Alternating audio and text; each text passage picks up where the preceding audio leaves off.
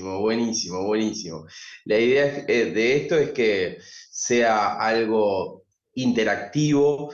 eh, Como verán, bueno, yo soy Gastón Nieto, para los que no me conocen, soy profesor adjunto de la Médica 2, soy internista y soy hepatólogo y seguramente por eso me dieron este tema para conversar un poco con ustedes. Entonces, más de una vez, Diego Graña y otros docentes que estaban a cargo de la coordinación de esta actividad me preguntaron, bueno, mandale las historias, las preguntas. Y yo realmente hace aproximadamente 2 o 3 años que creo que doy la misma charla, o sea, en realidad doy el encare y se lo doy habitualmente al PUR y se lo doy a ustedes en esta prueba de preparación del internado.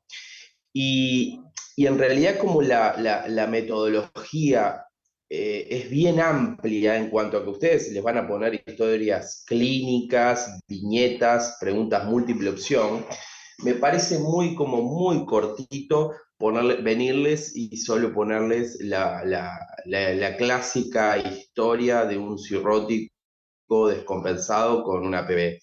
Entonces, he logrado, por lo menos en estos últimos tiempos, tratando de optimizar el tiempo en el entorno de una hora, darles como un pantallazo general de los temas de patología y dentro de ellos, bien aplicados a ustedes, qué es lo que con mayor frecuencia le pueden preguntar, ¿está? Entonces arranco. Buen día. Eh, Algunos compañeros están en sala de espera, me parece. Bueno, déjame ver.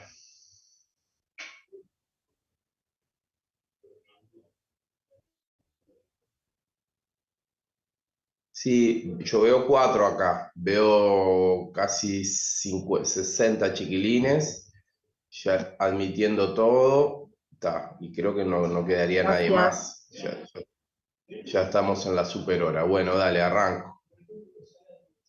Si hay alguien más me avisa porque voy a tratar de concentrarme un poquito en esto. Bueno, en cuanto a enfermedades hepáticas agudas, la condición sine qua non para plantear una enfermedad hepática aguda es que el paciente no tenga una hepatopatía crónica, que no tenga una enfermedad crónica. Entonces, dentro de este grupo de enfermedades, a ustedes los que con frecuencia alta les pueden llegar a preguntar todo lo que es vinculado con una hepatitis aguda. Entonces, las hepatitis agudas hay que darles como el siguiente encare. Primero clasificarlas, ¿está? Las hepatitis agudas se pueden clasificar en una hepatitis aguda simple, en una grave y en una fulminante. La grave es aquella que tiene coagulopatía y la fulminante es la que tiene coagulopatía más encefalopatía portosistémica, ¿está? Entonces, esa es la primera gran clasificación. Dentro de las simples son todas aquellas enfermedades o las hepatitis agudas que tienen alteraciones de las enzimas hepáticas, no sé qué, no sé cuánto, pero el concepto clave es que si tienen una alteración de la coagulación, esta alteración de la coagulación no sea como les presento acá, no sea una alteración de la coagulación severa. ¿Y a qué llamamos severa? Bueno, aquella en la cual el INR es mayor a 1,5 y la tasa de protrombina es menor al 50%. Cuando hay estas alteraciones, obviamente en un paciente que no toma choice, que no tiene anticoagulación, estamos hablando de una alteración importante o muy importante de la función biosintética del hígado. Entonces, una hepatitis aguda comúncita tiene todas las enzimas hepáticas alteradas, lo que ustedes ya saben, TG2, TGP alta, pero puede tener una leve alteración de la tasa de protrombina, póngale 60 ETP, pero nunca con estos valores que yo les acabo de mencionar. Entonces, por un lado, la clasificación de hepatitis aguda simple, la hepatitis aguda grave es la que tiene este tipo de alteración de la coagulación y por último, lo que llamamos la hepatitis fulminante. La hepatitis fulminante es aquella que tiene este grado de alteración y algún elemento de encefalopatía. Hace tiempo creo que pusieron algo de esto, no sé si fue para el internado o para el puro o qué otro tipo de prueba. Entonces, en resumidas cuentas, lo primero que tienen que pesquisar ante una hepatitis, le van a poner una historia de síntomas digestivos bien inespecíficos, un paciente con ictericia, y lo siguiente que te tienen que poner es el funcional hepático. Y ahí la clasificás, punto. Y después viene el otro gran problema de una hepatitis. El otro gran problema es el problema etiológico, porque hay una infinidad de etiologías que pueden dar una hepatitis aguda. Entonces ustedes siempre lo que tienen que pensar es por orden de frecuencia. Entonces, en nuestro medio, yo creo que estas dos que puse arriba son las más importantes. Lo viral, que ahora vamos a analizar en detalle, la disfunción inducida, la injuria hepática inducida por drogas, lo que antes se llamaba hepatotoxicidad y del acrónimo en inglés DILI. La hepatitis isquémica tiene que tener siempre el dato de que es un paciente grave. La autoinmunidad que vamos a analizar, la hepatitis alcohólica. La hepatitis alcohólica se puede presentar en un paciente sin enfermedad hepática crónica o a veces con enfermedad hepática crónica. Y la enfermedad de Wilson, que a veces es un olvidado dentro de las causas de hepatitis aguda. Y vamos a ir un poquito como en detalle de cada una.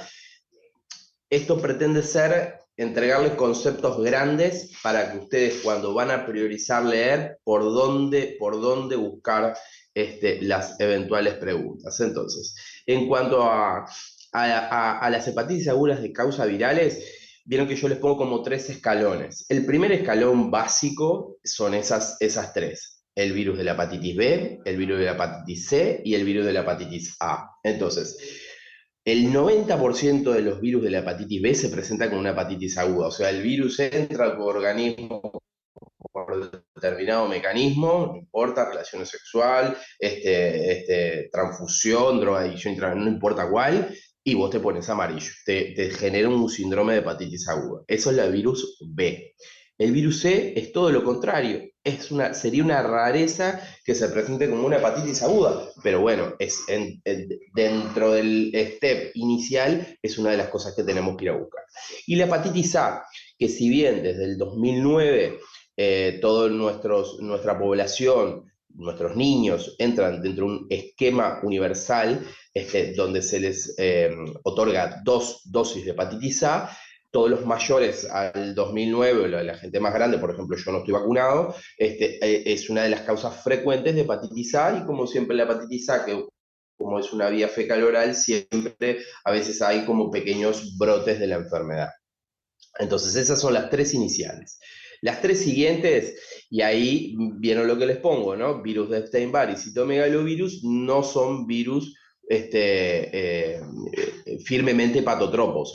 Generan una reacción, una infección o una mononucleosis infecciosa, y uno de los lugares donde les gusta andar a estos virus es el hígado. Entonces puede simular una hepatitis aguda o puede tener un componente de hepatitis aguda.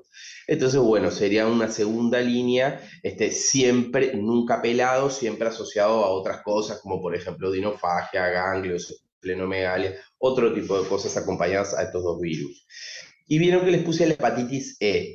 La hepatitis E es una infección de vía de transmisión también fecal oral. ¿Perdón? Dicen que perdón por interrumpir, hay gente que está en sala de espera.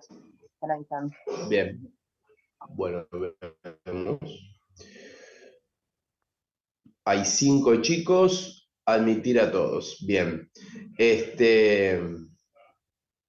Iba a decirles lo de la hepatitis C. La hepatitis C no se pide de rutina, pero los pacientes que fuertemente hay que pensar en la hepatitis E son en las mujeres embarazadas que se presentan con una hepatitis, hay que buscarla, y fundamentalmente en el paciente inmunodeprimido de cualquier causa. Fundamentalmente el inmunodeprimido que oncológico o el inmunodeprimido vinculado a alguna terapia biológica que se presente con una hepatitis aguda, ¿tá? Pero nunca lo vamos a pensar de entrada. Y vieron que hay una tercera línea, que en la tercera línea ya entran toda la letra chica y las rarezas. Sí, la sífilis es la gran simuladora, da 850.000 cosas, y hemos visto o presenciado de congreso algún cuadro de hepatitis aguda grave vinculada con la sífilis, con el herpes simple, con el virus varicela zoster, que ahora está de moda, hay un brote. En realidad, no sé si la palabra es brote, pero sí que hay un aumento en la frecuencia de infecciones respiratorias, ni que hablar en la piel, a virus de varicela zoster. Entonces, eso entra como una casuística final, pero me parece que lo más importante, y para ustedes, para una prueba de esta índole como la prueba del internado, la primera línea, hepatitis B, C y A, no pueden pasar desapercibidas. Entonces, saliendo de la parte viral, las hepatitis agudas vinculadas a los mecanismos de hepatotoxicidad. Como ustedes sabrán, groseramente hay dos mecanismos de hepatotoxicidad: el mecanismo directo y el mecanismo idiosincrático. Entonces, el mecanismo directo es el más fácil de todos, porque en realidad hay un fármaco histórico que se lleva todos los aplausos y todas las causas de mecanismo directo de hepatotoxicidad, que es el paracetamol, que en algunos lugares del mundo, como Estados Unidos, puede tener como se usa como con un criterio de autoeliminación, un criterio suicida, en pacientes que no tienen enfermedad hepática crónica y a dosis siempre mayores a 8 gramos de paracetamol al día. 8 gramos de paracetamol al día. Es un mecanismo directo que está bien vinculada con muchos metabolismos de glutatión a nivel hepático, pero punto, eso no importa, pero es el gol estándar del mecanismo directo paracetamol. Pero idiosincrático lo que habla es de, si bien hay muchos fármacos, como yo les voy a presentar ahora, que entran dentro de este mecanismo, que tienen una historia de hepatotoxicidad, no está muy claro a qué paciente le va a pasar.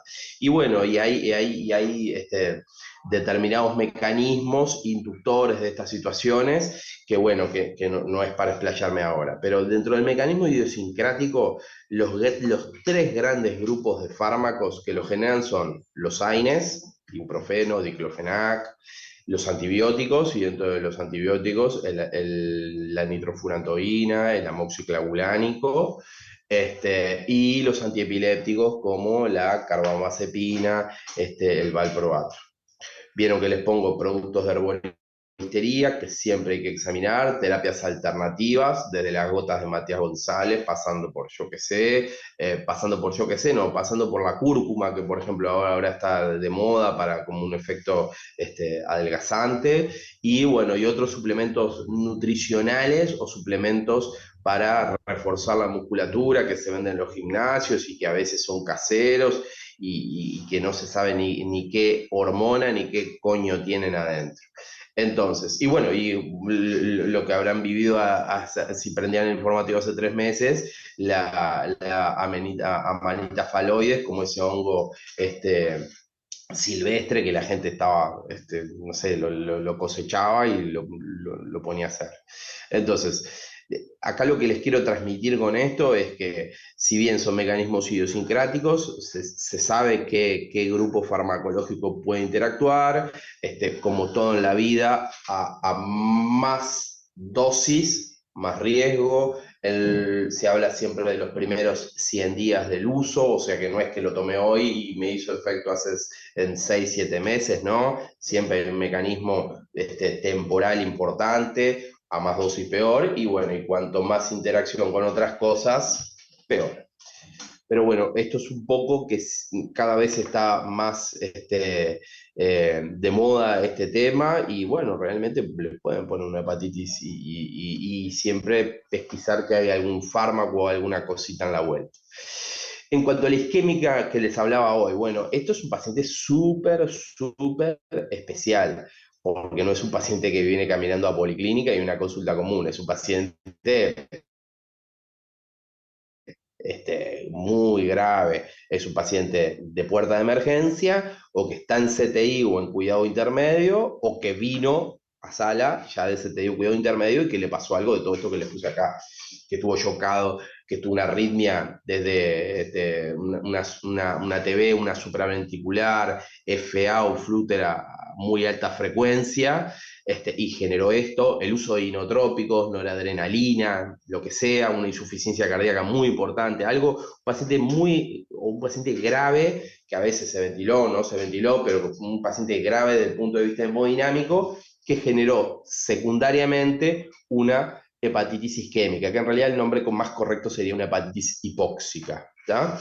Porque lo que genera es eso, genera, con toda esta situación hemodinámica, hay una redistribución, como siempre, a los parénquimas nobles, a la arteria coronaria, al cerebro y al riñón, y todos los otros parénquimas quedan como ahí, con la reserva, y bueno, y el hígado es uno de ellos y puede generar esto. Y bueno, y el diagnóstico es claro, el diagnóstico se centra en ese tipo de pacientes, no parece un paciente que viene caminando a policlínica, y la característica es esa elevación impresionante de las enzimas hepáticas en el orden de 1000, 2000, 3000, 10000 de TGO y TGP, y concomitantemente la bajada rápida de las mismas y característicamente y clásicamente con una LH bien elevada. Eso es bien característico de ese tipo de hepatitis. La hepatitis autoinmune es otra que clásicamente les podrían llegar a poner. Entonces, la hepatitis autoinmune, y lo que tienen que pensar siempre, o les van a tirar alguna cosita de un terreno autoinmune. Siempre un terreno autoinmune. Un poquito más frecuente en la mujer que en el hombre, pero siempre algún datito de autoinmunidad les pueden tirar. Y bueno, ¿y cómo se hace el diagnóstico? Porque en realidad la hepatitis va a ser una hepatitis común y corriente como todas, es el pequeño terreno autoinmune, y bueno, y acá están los tres pilares diagnósticos, que es la IgG elevada. La IgG en esta enfermedad es como que prácticamente funciona, hablando pronto y mal, como un reactante de fase aguda, es la vez de la hepatitis autoinmune, el IgG se va para arriba, el IgG depende del laboratorio, pero más o menos el límite superior de lo normal es 1700, está en el orden de 2000, 3000. Habitualmente está elevada. El otro paso importante son los anticuerpos, la presencia de autoanticuerpos, algunos específicos para esta enfermedad. El ANA como la puerta de entrada, el antimúsculo liso y el anti-LKM1 son los tres clásicos. En esto para ustedes, y casi que en la práctica clínica no interesa eso de la hepatitis tipo 1, tipo 2, olvídense, pero sí estos tres anticuerpos. Y a veces en las hepatitis autoinmunes, los anticuerpos en una hepatitis aguda, en el primer episodio agudo, los anticuerpos pueden ser negativos, entonces eso no nos tiene que invalidar, pero saber que existe un panel muy específico que existe en nuestro medio de anticuerpos bien específicos para la hepatitis autoinmune, que son estos que les pongo acá, que no los tienen que saber, pero que sí sepan que lo pueden argumentar, que hay tres anticuerpos del ANA, el músculo liso y el LKM1 con un episodio de agudeza, pueden ser negativos, si son positivos te apoyan, y que después tenés un segundo escalón de autoanticuerpos específicos para esta enfermedad. Y por último, es dentro de las indicaciones hoy en día de la punción biopsíquica hepática, es una que se la lleva fuertemente. Es indicación formal de punción biopsíquica hepática esta enfermedad. ¿Por qué? Porque nos va a apoyar fuertemente en el diagnóstico, nos va a mostrar estos componentes groserísimos, hepatitis de interfase, infiltración celular plasmática, rosetas de hepatocitos y necrosis intralobular. Digo porque también puede ser alguna herramienta de que les tiren un cuadro de hepatitis y una biopsia y les tiran de estas cositas y bueno, ustedes lo tienen que cerrar. Una pregunta clásica de esto es cuando uno se presenta una hepatitis autoinmune, la hepatitis autoinmune, amén de estas cuestiones, tiene un enorme componente de exclusión, excluir otras causas de hepatitis más frecuentes, como lo dijimos, lo viral, un interrogatorio básico sobre el alcohol, que ahora va a venir, un interrogatorio básico sobre el DILI, y uno va sacándose esas cosas de encima y va apareciendo esto. Entonces, uno no espera empezar a tratar al paciente a la histología. Y una pregunta clásica es si lo empiezo a tratar, si la histología de forma inmediata se me va a modificar y la respuesta es clarísima que no. Vos, una vez que tenés la presunción fuertísima, le vas a poner el tratamiento inmunosupresor y si lo biopsias a los 15 días o a los 30 días, no te va a cambiar absolutamente nada porque las modificaciones histológicas llevan muchas semanas. ¿Está? Bueno, y acá hago como un dribbling de lo que es hepatitis, de la palabra hepatitis, porque ahora, ya que venían las autoinmunes del hígado, era de orden hablarle 2 o 3 cositas de las enfermedades colestásicas del hígado. En realidad es muy difícil que a este nivel se las pregunten, pero como una cosa, una herramienta básica. Obviamente un paciente se presenta con colestasis, lo primero, como todo en la vida chiquilín, es la vía biliar. La vía biliar, que esté libre y expedita, no haya un cálculo entrancado ni en el cuello de la vesícula, ni en el colédoco, ni más adelante. Entonces, salido toda esa situación, que como los mal llamados los cirujanos, luego de que vieron que no hay ningún cálculo trancado en ningún lugar, hablan de ictericia fría, bueno, acá es donde vamos a ir a buscar dentro de las causas alguna presunción de alguna enfermedad hepática autoinmune colestásica. Y las dos grandes son la colangitis biliar primaria y la colangitis esclerosante primaria. Bien grande, la colangitis biliar primaria tiene un anticuerpo específico, que son los antimitocondriales, y dentro de ellos los M2 son los más específicos, y es una de las enfermedades que más frecuentemente se asocia con síndrome de Sjögren.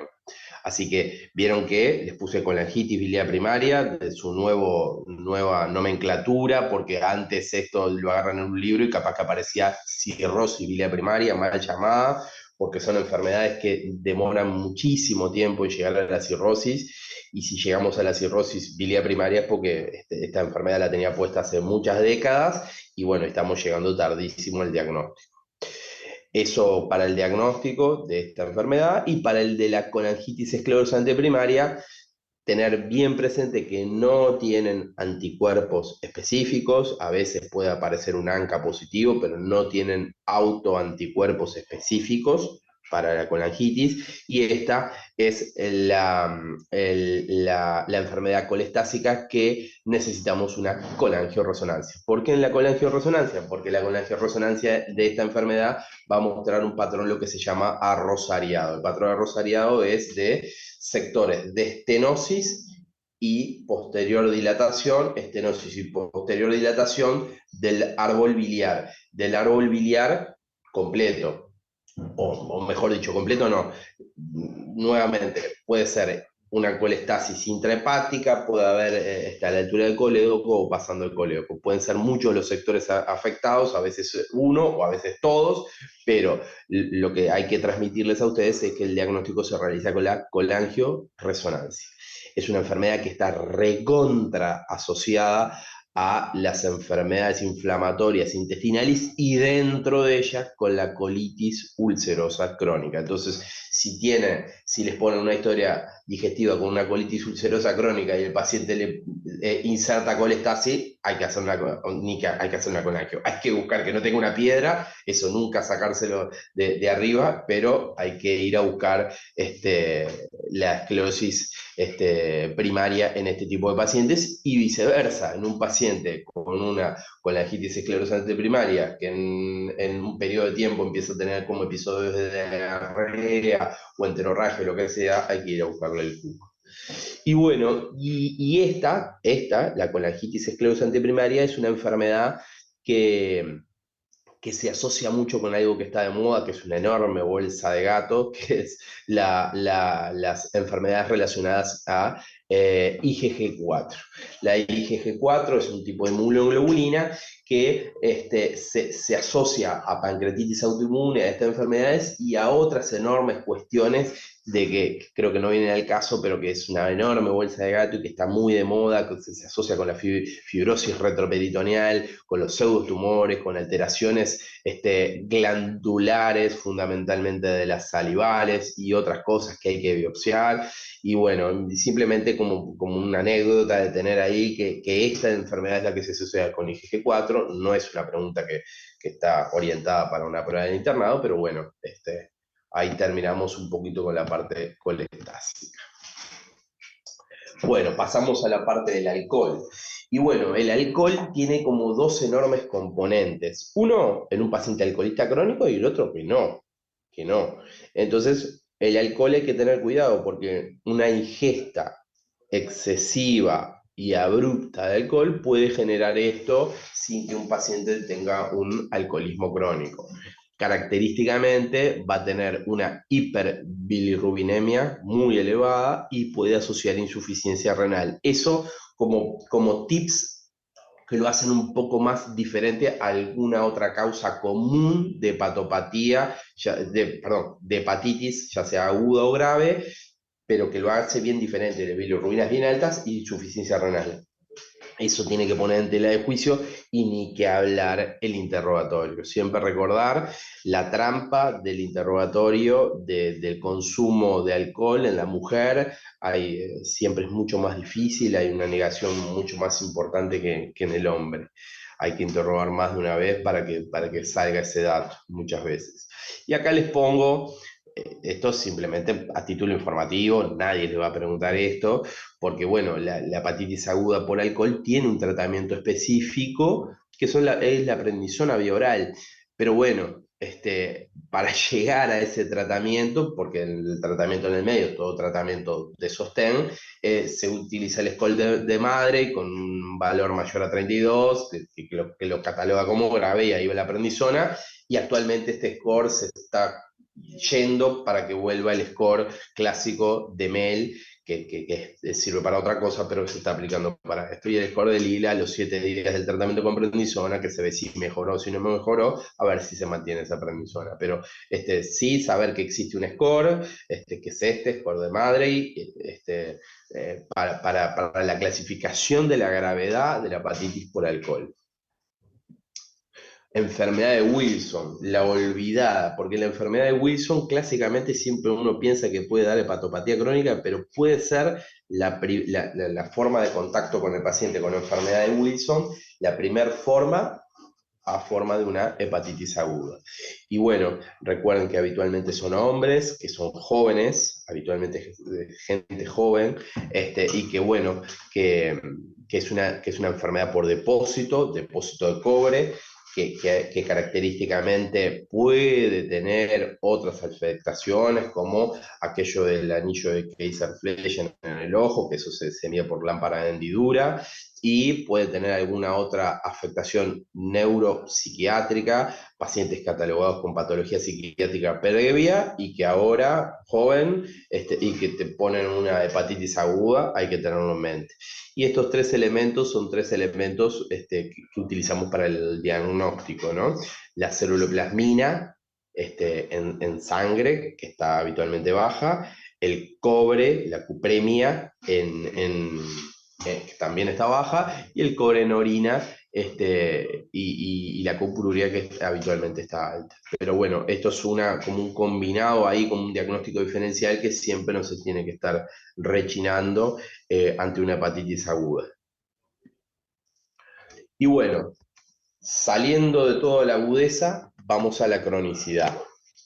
Entonces acá, inicialmente yo les voy a establecer una lista de las cosas que más frecuentemente, o mejor dicho, las complicaciones que más frecuentemente uno tendría que aparecen y que uno tendría que conocer, que es la citis, las infecciones bacterianas espontáneas como bolsa grande, y dentro de la bolsa grande, la PBE, pero también dentro de esa bolsa de infecciones bacterianas espontáneas está el empiema bacteriano espontáneo, que en realidad no deja de ser lo mismo que la PB, pero en el tórax, y las bacteriemias espontáneas. Esos son los tres grupos de infecciones bacterianas espontáneas en el paciente cirrótico. La encefalopatía portosistémica, el síndrome hepatorrenal, la hemorragia digestiva varicial. Voy a hacer un par de comentarios sobre carcinoma hepatocelular, que creo que perfectamente podría ser preguntado como una complicación. Y bueno, y traerles acá a la mesa este nuevo concepto sobre falla hepática aguda sobre crónica, que no se lo van a preguntar, pero bueno, es algo que van a tener que conocer, por lo menos el olor. Y bueno, y antes de meterme en todo eso, que también me parece que es muy importante que tengan presente, es en cuanto a la historia natural de un paciente con cirrosis, hay dos pacientes que son claramente diferentes: el paciente compensado y el paciente descompensado. El paciente compensado puede morir de lo que se muere toda la gente, de enfermedades cardiovasculares y de alguna neoplasia no vinculada con hepatocarcinoma. Pero los descompensados, esos sí que están en riesgo de todo esto otro que les mostré. Entonces, lo que me parece interesante es hacer el enganche entre ese descompensado, ese compensado y descompensado, que el enganche no deja de ser otra que la provocadora de todo esto, que es esto que les muestro acá, que es la hipertensión portal. Paciente con hipertensión portal tiene un pronóstico mucho peor que el paciente sin hipertensión portal, que es lo mismo, que prácticamente lo mismo que hablar de compensado y descompensado.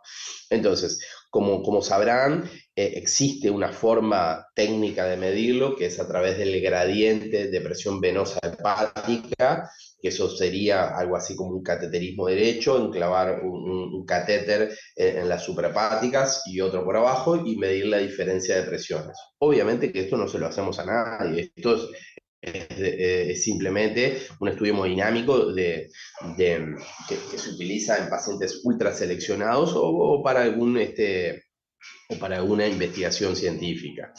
Pero tener en mente que el gradiente de hipertensión venosa portal va hasta 5, es el normal. Cuando hay mayor a 5 hay hipertensión portal, pero lo clínico y bien característico es cuando ese gradiente pisa los 10, de ahí para arriba milímetros de mercurio. Ese es el concepto que se llama de hipertensión portal clínicamente significativa. A partir de ellos se desarrollan todos los elementos vinculados con la hipertensión portal, desde la presencia de varices esofágicas, las alteraciones en el Doppler hepático, se puede empezar a generar citis, la esplenomegalia y entre otras. Y bueno, como verán, las varices esofagogástricas se empiezan a sangrar a partir de los 12 milímetros de mercurio. O sea que un paciente que viene, se presenta en emergencia con un sangrado varicial, clínicamente uno sabe que tiene una hipertensión portal, o un gradiente de hipertensión portal seguro mayor a 12. Esto es un poco un esquema que me gustó mucho de las medicine, que en realidad está en todos lados, que habla de esos dos tipos de pacientes. No es lo mismo el cirrótico compensado que el cirrótico descompensado. ¿Por qué? Porque le cambia el pronóstico.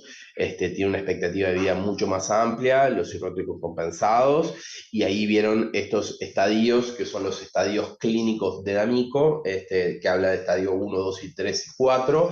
En los dos primeros, estadio 1 y 2, son los cirróticos compensados, y como ven, lo más importante es esto que yo les estaba diciendo. Todo está vinculado con la formación de gradiente de hipertensión portal. Entonces, como verán, en el estadio 1 son cirróticos, están compensados y no tienen ni varices y nunca desarrollaron asitis.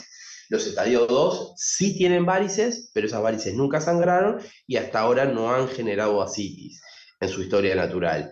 Pero los cirróticos descompensados, del estadio 3 al estadio 4, sí ya tienen asitis con o sin varices, y los estadios 4 ya han, ni que hablar que tienen varices, y esas varices ya han sangrado y han tenido múltiples episodios de asitis. Entonces, esto es un poco para entender a este tipo de pacientes y que siempre el objetivo nuestro es llevar a pacientes a la etapa de compensación. Este esquema es un poco más de lo mismo, que establece estos estadios. Como verán, más abajo está el concepto hemodinámico, en el cual vemos los diferentes gradientes. Arriba, si lo comparamos con la histología, todos son cirróticos, todos son F4. La cuestión clínica esta de compensación y descompensación es un esquema que para mí es muy característico de la historia natural del paciente con hipertensión portal cirrótico compensado y descompensado. Y bueno, y ya entrando en cada una de las descompensaciones, en cuanto a la citis,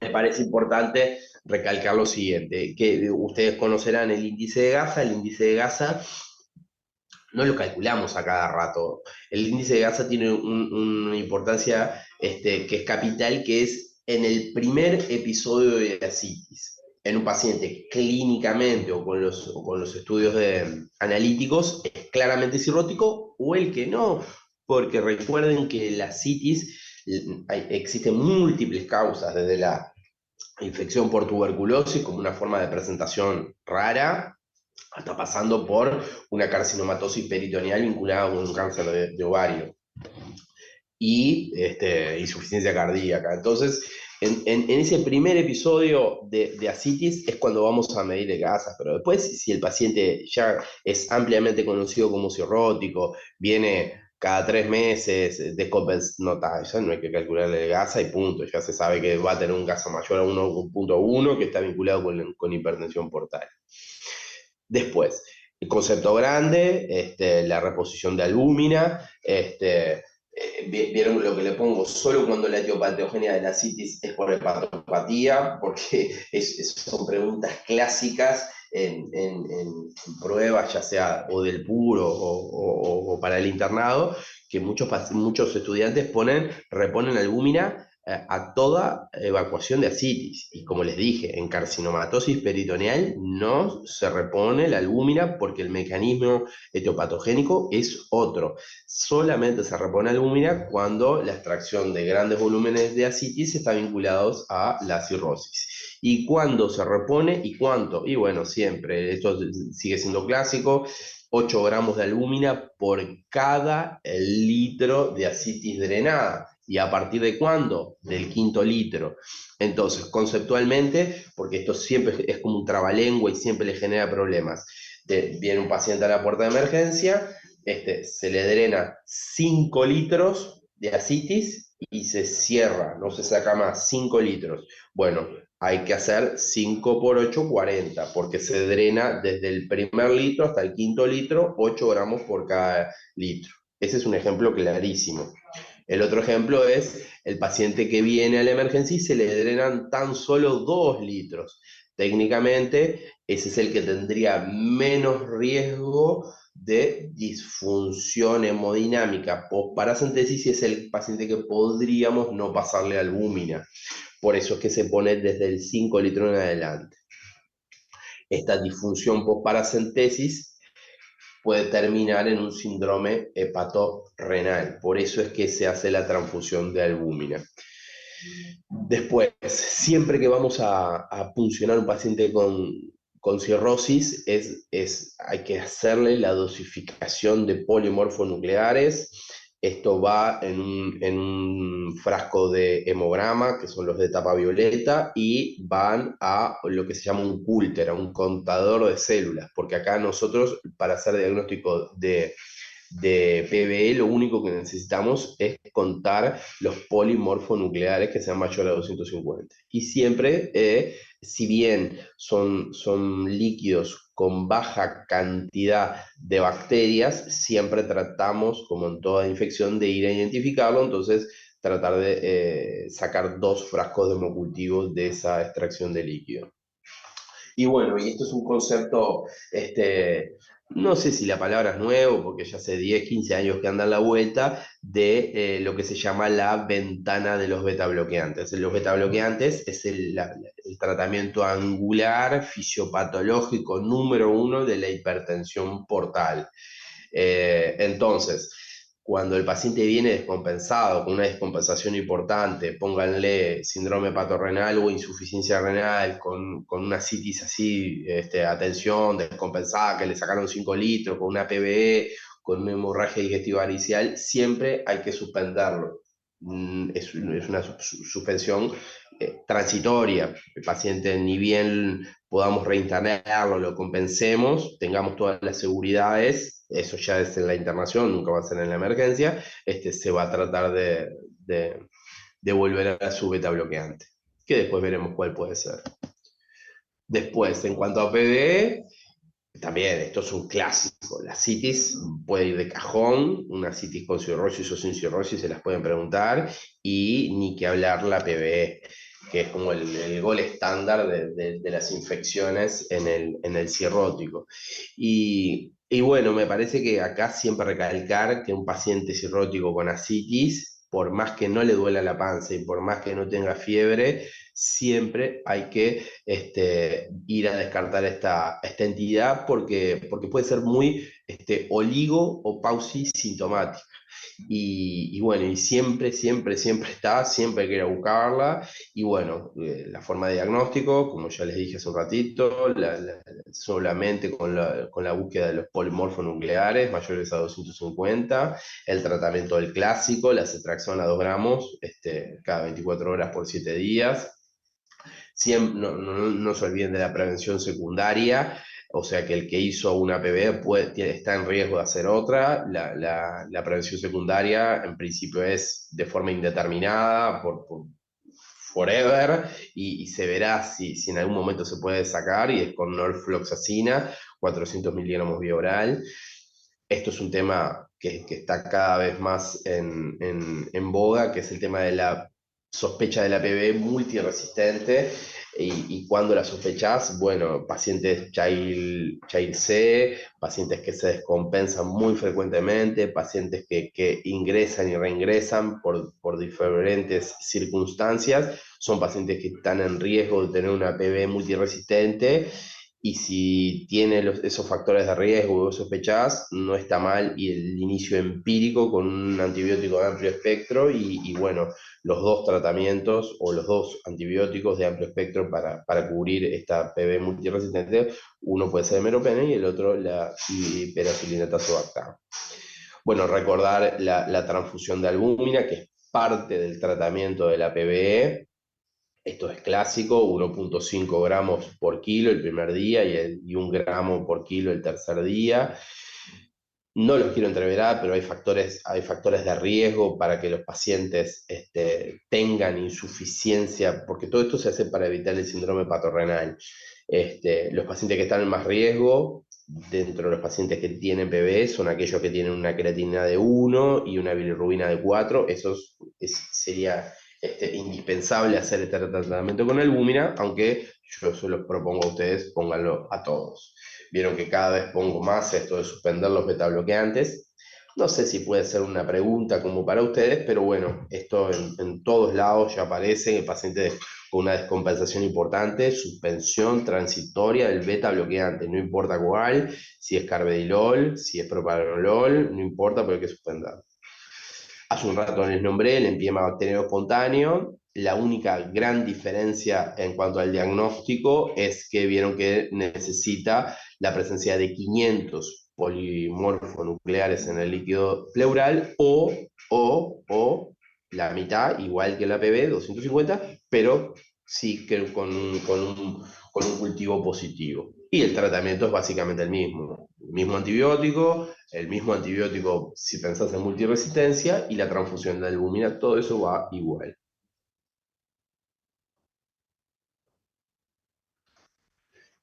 Bien, otra de las complicaciones, encefalopatía portosistémica.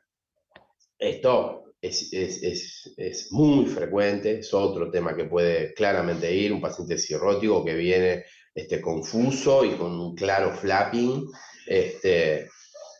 no sé si tan grave como para venir en coma, pero sí confuso, somnoliento y con flapping, y con una cirrosis conocida. Bueno, porque si no es conocida, ahí puede ser un elemento de los que hablábamos hoy de falla hepática fulminante. Por eso la encefalopatía portosistémica puede estar en dos, pero ustedes tienen que estar claros de si el hígado es cirrótico o no es cirrótico. En este caso estamos en la parte de cirrosis, y bueno, ese es el paciente que se les va a presentar, y acá la piedra angular de todo es siempre buscar la causa precipitante.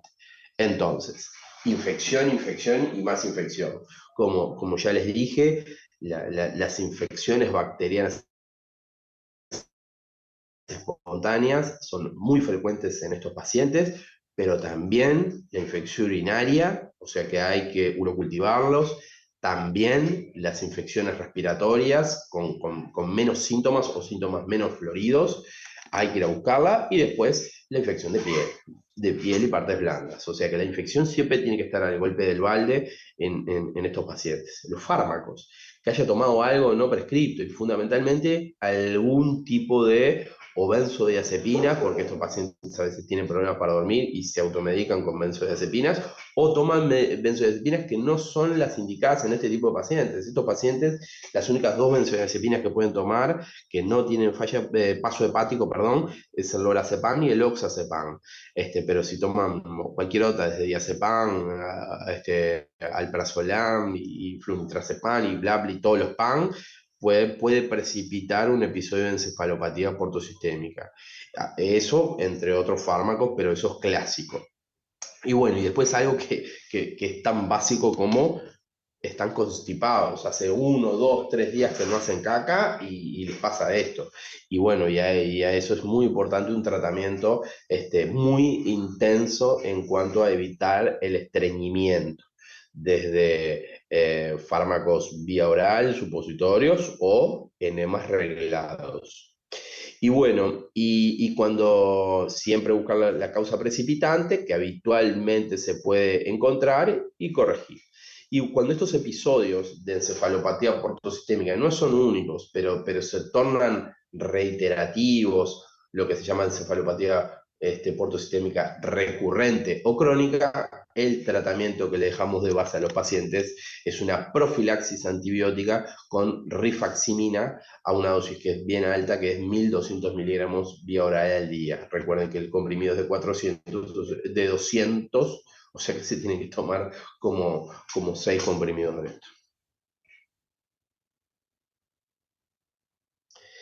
Síndrome hepatorenal, este ya es más difícil que se los pongan, es como el último orejón del tarro en cuanto a las complicaciones severas de los pacientes con cirrosis, pero también hay que tener como un razonamiento muy parecido al anterior, siempre buscar la causa precipitante, porque antes de establecer el diagnóstico de síndrome hepatorenal, que puede ensombrecer claramente el pronóstico de este paciente, hay que buscar otras causas que hayan generado lo que se llama una insuficiencia renal aguda que sea fácilmente o rápidamente corregible. Entonces hay que buscarle el precipitante.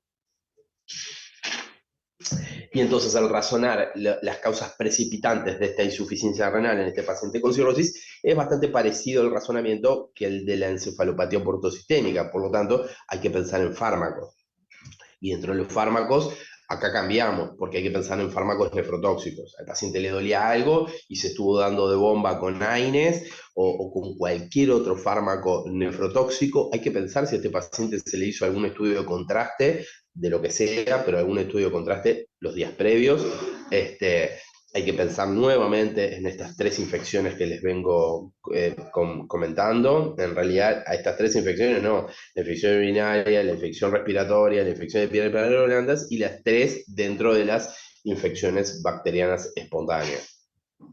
La disfunción circulatoria posparacentesis, que el paciente estuvo hace una semana en puerta, le sacaron 5 litros, 10 litros y le pasaron albúmina, pero le pasaron una albúmina ahí media cosmética, media que no llegó, entonces esto tiene que estar siempre presente, interrogar si hubo algún diagnóstico previo, si estuvo en la puerta de emergencia previa y se hizo extracción de grandes volúmenes de ascitis. Obviamente la hipovolemia, ¿no? Que obviamente estos pacientes pueden tener otras enfermedades, pueden tener, yo qué sé, hiperplasia prostática benigna, pueden tener hipertensión arterial y estos pacientes siempre tienden a tener hipotensión y con esos fármacos los hipotendemos aún más y los tenemos al mango con los diuréticos vinculados a su hepatopatía y puede ser una causa de hipovolemia en verano, se deshidrató y tuvo un episodio de diarrea y ahí está la causa. Ni que hablar de la hemorragia digestiva de causa varicial y de la gastropatía por hipertensión portal, siempre hay que tenerla en mente. Y bueno, y como les puse acá al final del tarro, la supresión de los diuréticos, porque por más buena indicación de furosemida, de espirolactona por su hepatopatía, si el paciente se presenta con una insuficiencia renal, estos hay que suspenderlos transitoriamente, al igual que los beta bloqueantes. Entonces, seguimos dentro del síndrome hepatorrenal. Una vez excluidas todas estas causas, hicieron todo el checklist de todo, no encontraron nada, hay que hacer lo que se llama un tratamiento de expansión con albúmina a esta dosis, 1 gramo por kilo al día, solamente por 48 horas, y después se rechequea la función renal. Y si la función renal no mejoró, recién ahí estamos en condiciones de establecer el diagnóstico del síndrome hepatorrenal, que es un diagnóstico súper sombrío, que tiene su tratamiento específico, y que bueno, que puede ser una de las primeras causas de llamar a un centro de trasplante y comunicar que, bueno, tengo un paciente cirrótico con estas características y que tiene un síndrome hepatorrenal y que, bueno, que siempre no quiere decir que lo vayan a trasplantar ni que se vaya a trasladar, pero es de buen manejo clínico estar con el equipo con el paso siguiente, que sería el trasplante, porque estos pacientes realmente son graves, a veces los tratamos en sala, pero también los podemos llegar a tratar, a meter en intermedio. Lo que les dije, la suspensión de beta bloqueantes, y bueno, y esto me parece que para ustedes es mucho, pero bueno, tener idea de cómo se trata el síndrome hepatorrenal también con un vasoconstrictor importante, porque acá lo que hay que hacer es mejorar el flujo, hay que abrir, porque en realidad lo que pasa en el síndrome hepatorrenal es que hay una enorme vasoconstricción de la arteria renal, hay que abrir eso y hay que bajar el flujo esplácnico. Entonces, bueno, el tratamiento es con esto y la infusión de albúmina. Y no los quiero complicar más con esto. Pero sí saber que a veces es un tema la insuficiencia renal en el paciente con cirrosis. La otra complicación, esta sí puede ir, esta sí claramente es un clásico de la medicina, que es la hemorragia digestiva varicial. La hemorragia digestiva varicial aparece en un paciente con cirrosis conocida o no conocida y en un paciente que viene sangrando. Entonces ahí me parece que lo primero que hay que establecer, antes de salir corriendo con las cuestiones vinculadas con la hepatopatía, es el ABC, que es la vía aérea, la respiración, la circulación. Entonces a estos pacientes eso es lo primero, porque si está con insuficiencia respiratoria en el contexto de un sangrado muy importante, hay que ventilarlo y meterlo en CTI y no hay más tutía. Entonces acá lo más importante en estos pacientes es el ABC. Punto. Obviamente que en el primer hemograma difícilmente ya tengan este valor de hemoglobina, pero a las 6 o 8 o 12 horas la hemoglobina obviamente va a empezar a caer en el contexto de un sangrado tan importante. Y bueno, en este sentido, esto es un nuevo concepto, o un concepto que se maneja ya un poco parecido al tema de los beta bloqueantes de hace 10 años, de que hay que tener cuidado con las transfusiones. Las transfusiones tienen que ser pretendidamente restrictivas. ¿Eso qué quiere decir? Que transfundirlo si realmente lo necesita. Y si realmente lo necesita es cuando fundamentalmente el valor de hemoglobina es menor a 7. ¿Por qué? Porque se ha visto que transfusiones más importantes, sin tanta anemia, pueden perpetuar el sangrado, o sea que pueden incrementar la hipertensión portal. Entonces, las varices no sangran porque uno las rompió, sangran desde adentro hacia afuera. ¿Por qué? Y de adentro que viene la hipertensión portal. Entonces, acá el concepto básico es bajar la hipertensión portal. Una pregunta clásica en estos pacientes es si se le puede poner una sonda nasogástrica, y la respuesta es que claramente que sí. No las vamos a romper de afuera por poner una sonda nasogástrica, porque el sangrado viene desde, la varice sangra de adentro hacia afuera y está todo vinculado con la hipertensión portal. Obviamente la sonda nasogástrica a colocar de elección sería una siliconada, y obviamente si la puede colocar un enfermero con expertise en colocación de sondas, o el ayudante del endoscopista o el cirujano, eso es lo mejor. Siempre tener en cuenta de que el tratamiento de esto es la terlipresina. En algunos lugares del mundo la terlipresina está en las ambulancias, entonces el paciente cirrótico con sangrado digestivo le ponen la vía, le ponen la primer bolo de terlipresina en la casa y después lo trasladan. Eso obviamente en nuestro medio no pasa. La terlipresina es un fármaco bastante caro, que aparte no está en todos los servicios. Entonces, bueno, es importante que lo conozcan. Es importante saber que el tratamiento no es mayor a 5 días, que se hace una dosis en bolo inicial de 2 miligramos, y que después se mantiene 1 miligramo kilo más o menos cada 4 horas. Ahora se está hablando mucho de la infusión continua, que podría ser dosis más bajas. Pero bueno, eso no se tienen que enloquecer.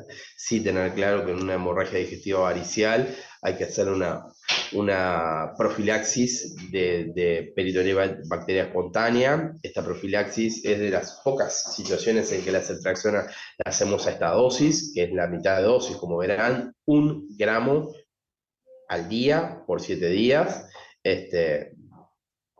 Eso por un lado. Por otro lado, la profilaxis de la encefalopatía portosistémica, hay que bañarlos al lactulón, y se puede utilizar rifaximina. En cuanto a la endoscopía, fibrogastroscopía, bueno, nunca es un apuro en realizarla. Miren todo lo que tienen que hacer. Hay que hacer el ABC, ver si hay que transfundir o no hay que transfundir, colocar o no colocar la sonda, hacerle las primeras dosis y las profilaxis, y luego que todo está estable, en las primeras, siempre el concepto es intentar hacer la fibrogastro en las primeras 12 horas. Ustedes imagínense el pobre endoscopista, porque esto habitualmente siempre pasa de noche, viene de noche un paciente que está sangrando, que está con insuficiencia respiratoria. No, es un desastre. Entonces hay que tratar de llevárselo al endoscopista de la mejor forma posible, o si requiere, meterlo en CTI, intubarlo, hacer todo esto que hicimos, y que el endoscopista vaya y le haga la endoscopía en las primeras 12 horas en el CTI con un paciente súper estable. A veces, por más endoscopía, banding y lo que sea, no se logra de ninguna manera cohibir el sangrado, y estas son las otras alternativas. Sonda balón de Sextaken Blackmore, es una sonda que habitualmente la puede poner el cirujano o el médico de CTI, porque este es un paciente ya grave. Ay, esperen que me estoy quedando sin batería.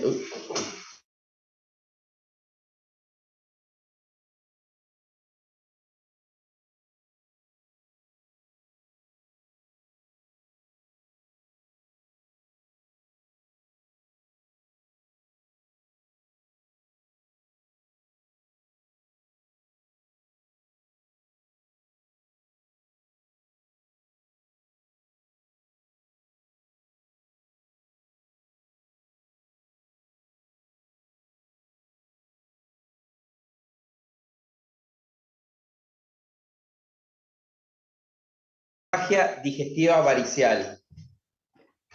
Sí, estábamos hablando de la parte de la fibrogastro que no era tan de urgencia.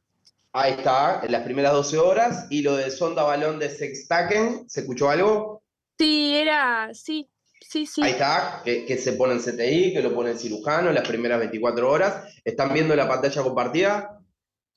sí. Bueno, sigo, dale. Bueno, es una medida de salvataje. A veces la siguiente medida es la colocación, que esto lo hace obviamente un cirujano, la colocación de un estén esofágico, que obviamente la remoción tiene que ser en menos de 10 días. Todas estas medidas son obviamente de salvataje. Ahí les pongo el periodo que pueden estar colocados. Ni que hablar nuevamente de la suspensión de los betabloqueantes. Si este tipo de pacientes resangran, obviamente ya están o en sala o ni que hablar en CTI, ese es el mejor lugar para estos pacientes. La colocación de un TIPS podría ser uno de los tratamientos alternativos, siempre teniendo en mente las dificultades, porque esto no lo coloca gente uruguaya, vienen de Argentina a colocarlos específicamente, o sea que la colocación de un TIPS de urgencia es muy, muy difícil. Y bueno, luego de superado toda esta situación, el tratamiento, la prevención secundaria sería con propranolol a la dosis mejor tolerada por el paciente. Bueno, les dije que les iba a decir algo del cáncer, del hepatocarcinoma, mejor dicho. Lo más importante del hepatocarcinoma, creo que para una prueba del internado, es tener dos conceptos claves. Primero, el screening. El screening de esto se hace cada 6 meses en pacientes cirróticos. Es de orden realizarle cada 6 meses una buena ecografía abdominal y la dosificación en sangre de la alfa-fetoproteína. Porque hay una máxima en hepatología que es lesión focal hepática en hígado cirrótico, hasta demostración de lo contrario puede ser un hepatocarcinoma. Y tenemos algunas ventajas, porque el hepatocarcinoma, por su comportamiento vascular, es uno de los pocos cánceres en los cuales podemos prescindir de la anatomía patológica por su comportamiento característico. ¿Su comportamiento característico a qué? A esto, a las imágenes, ya sea por métodos de resonancia o de tomografía, pero sí con 3 tiempos vasculares, en los cuales hay estas lesiones focales hepáticas generan una enorme angiogénesis y son muy vascularizadas. Entonces ustedes recuerden que el flujo al hígado viene por dos grandes ascendentes, de un flujo arterial por la arteria hepática y el otro enorme flujo portal. Entonces el comportamiento característico es un wash in y wash out. Eso lo que quiere decir es que en el tiempo arterial, en los primeros momentos de la instilación del contraste, la lesión brilla y con el correr de los minutos esa lesión se va lavando en las fases portales. Eso es bien característico de las lesiones hepáticas vinculadas con el hepatocarcinoma, la percepción al ojo de una pseudo cápsula, por eso pseudo, porque no tienen cápsula, pero sí se genera como una pseudo cápsula. Esas son las 3 características clásicas de los 3 tiempos vasculares, ya sea por tomografía o por resonancia, que nos tienen que poner en la pista de un hepatocarcinoma. Y bueno, y acá les puse el esquema, porque cuando uno habla de hepatocarcinoma ya confirmado, el esquema de clasificación del paciente es el BCLC, es de la Clínica de Barcelona, y bueno, esto no es para ustedes, pero bueno, establecer que hay múltiples parámetros que uno mide, fundamentalmente el performance status del paciente, la masa tumoral del hepatocarcinoma habla de los tamaños y las múltiples lesiones, así como el valor de alfa-fetoproteína y la expansión hacia otros territorios fuera del hígado. Obviamente la etapa de la cirrosis con la que cursa, la presencia o no de hipertensión portal, la presencia o no de trombosis porta, entre otras cuestiones que nosotros valoramos para tratar estos pacientes. Bueno, esto me parece que claramente no es para ustedes, pero sí que hay una movida bárbara con esto. Nosotros en nuestro servicio de emergencia, ustedes capaz que lo van a vivir en unos meses como internos, pero vamos a armar protocolos de situaciones de emergencia, y uno de los protocolos que vamos a armar es este. ¿Qué es esto? Es lo que se llama la falla aguda sobre crónica. Y esto es lo que no habla, no deja de hablar otra cosa, que es el paciente descompensado. Como yo les dije hoy, una cosa es el paciente cirrótico compensado y otra es el descompensado. Pero se sabe que las descompensaciones pueden ser de dos tipos. Como ven en la gráfica esta de arriba a la izquierda, una descompensación de una cirrosis conocida ACLF o no ACLF. ¿Y por qué es interesante e importante establecer ese parámetro? Por esto, por el pronóstico. Los pacientes con una descompensación ACLF son pacientes más graves, que se mueren mucho más rápidamente que las descompensaciones no ACLF. Entonces yo entiendo que a veces el primer contacto con esta nueva entidad es difícil. Lo que hay que pensar es en las descompensaciones, son siempre las mismas, o sea, el paciente se va a descompensar con un sangrado varicial, con una PBE, con una neumonía, con un síndrome patológico. Las descompensaciones son siempre las mismas, pero hay que establecer si es ACLF o no ACLF. ¿Y cómo establecemos si es ACLF? Y bueno, y acá es donde se asemeja, en este cuadro de la derecha, se asemeja todo mucho, mucho, mucho a los scores de Apache y ClipSOFA vinculados a los pacientes sépticos de CTI. Entonces, acá verán todos los órganos y sistemas que puede alterar esta entidad. Entonces, lo que me parece más práctico es, no es lo mismo un cirrótico descompensado con una PBE, punto. No es lo mismo el paciente que tiene 20 de bilirrubina y 2 de creatinina, que el mismo paciente cirrótico descompensado por la misma PBE, pero que en los análisis tiene 0.9 de creatinina y 4 de bilirrubina. No es lo mismo. Y a eso hace toda esta clasificación.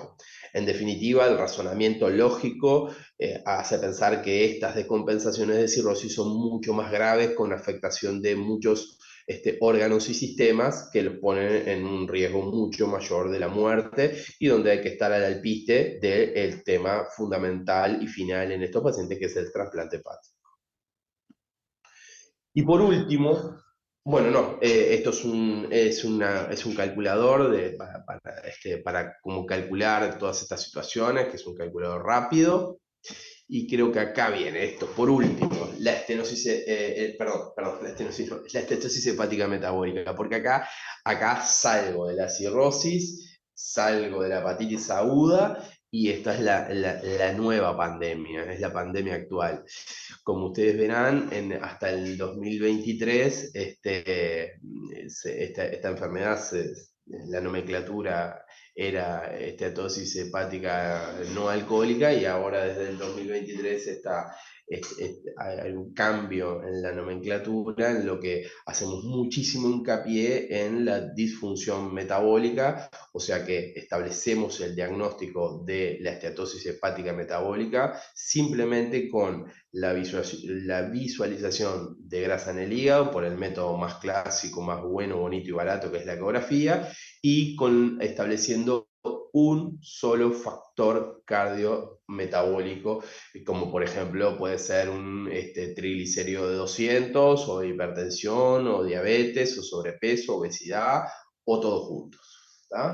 Y bueno, también para que lo tengan siempre en mente, hoy les hablé de alcohol, ahora les hablo de estatosis hepática metabólica, y que bueno, y que a veces los pacientes no leen los libros y todo se mezcla, y también hay nuevas entidades, nuevas nomenclaturas en los pacientes que tienen un hígado graso metabólico, pero que a su vez ingieren alcohol. Que esto parecería tener un comportamiento un poco más parecido a los pacientes con hepatopatía alcohólica. Acá les traigo, esta es la forma como hoy en día se establecen estos índices cardiometabólicos, que en realidad es lo mismo que el síndrome metabólico. Con uno solo de esos y la presencia de hígado graso se establece la enfermedad. acá un poco de cómo se clasifica las diferentes etiologías, porque obviamente hay otras causas de esteatosis metabólicas, ya sea esteatosis vinculadas solamente con el alcohol, o a veces con las enfermedades virales. ¿A qué paciente con esteatosis hepática metabólica? No creo que sea una pregunta para ustedes, pero sí en qué paciente hay que establecer que puede estar en riesgo de fibrosis. Bueno, hay scores que establecen cuándo ir a buscar el mayor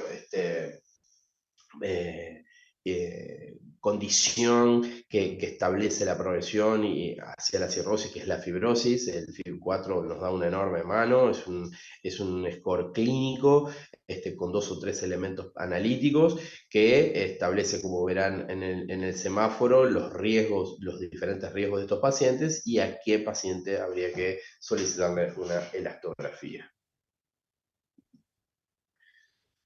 Por último, ya más mirando la letra chica, y creo que es la última diapositiva, para que vean que no todo lo que brilla es oro, no todas las causas de hipertensión portal son por cirrosis, y bueno, y sepan que existen algunas otras causas, que acá las dividimos, fundamentalmente en lo presinusoidal, sinusoidal y posinusoidal.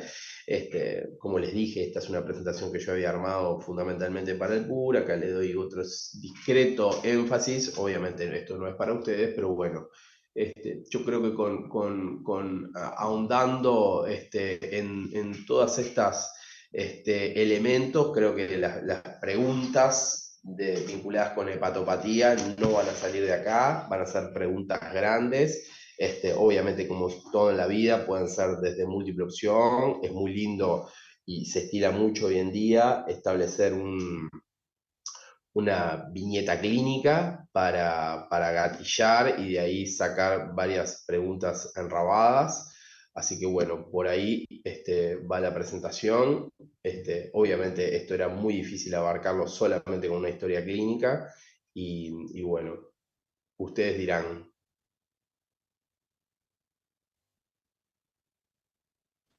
Profe, a mí me queda una duda para preguntarte. Diga. En el tema de la ascitis, cuando a la paciente vos le das albúmina, yo tenía entendido que le das 8 gramos por litro que sacaras después de los 5 litros de No, paracentesis. Pero no, porque eso me pareció una de las guías. Entonces no sabía si era, no, ya vos no, le das, de con los vuelta. 5 litros ya le das. Escúchame, de vuelta.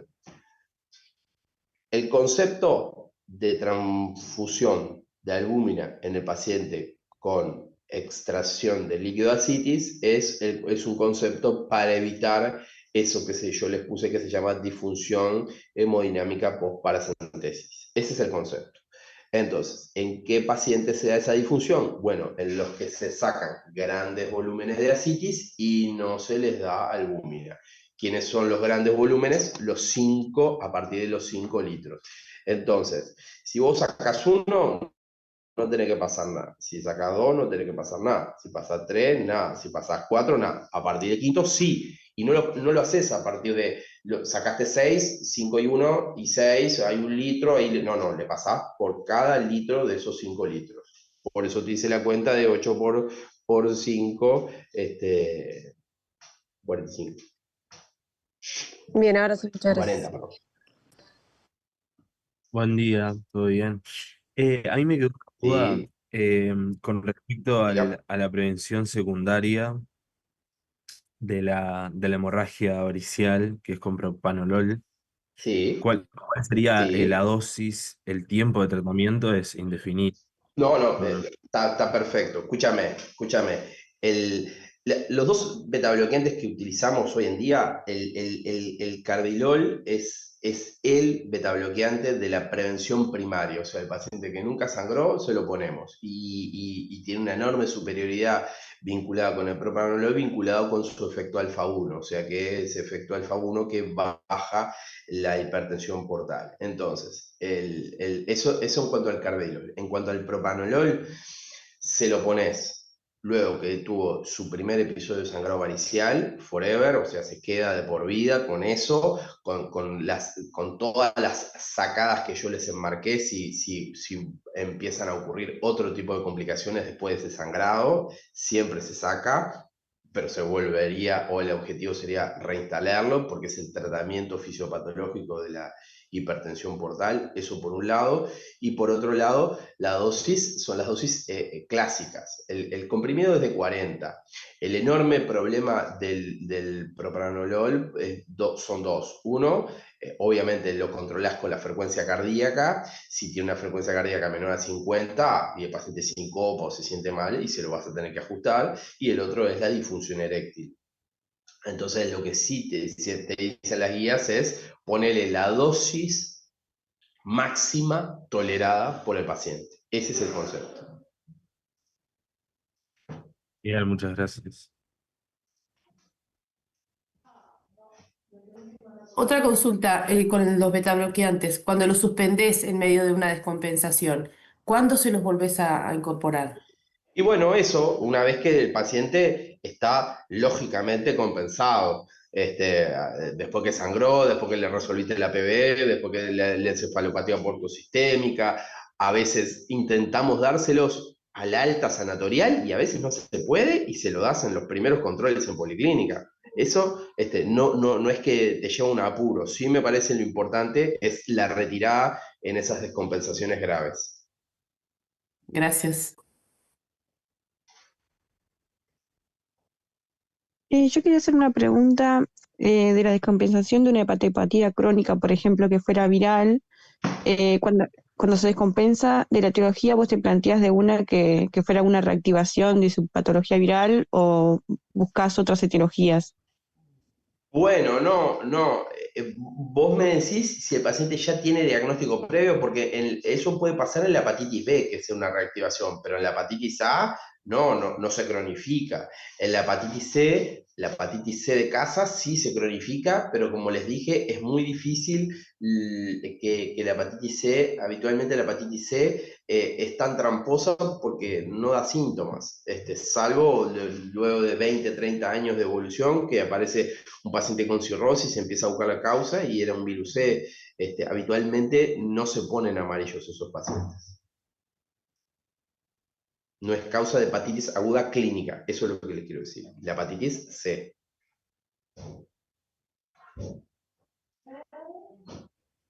Cada vez que un paciente se descompensa con ascitis, ¿le haces la profilaxis para la peritonitis bacteriana o esperás el estudio del líquido?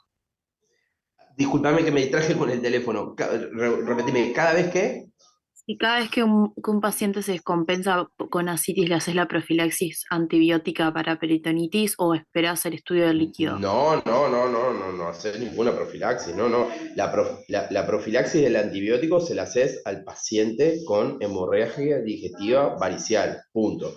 Al paciente que vos lo puncionaste con ascitis y sospechás PBE, no le pones ninguna profilaxis, lo que tenés que estar arriba de los polimorfos nucleares. O sea, esperás que venga el líquido con el Ni que recuento. hablar, sí, empírico no.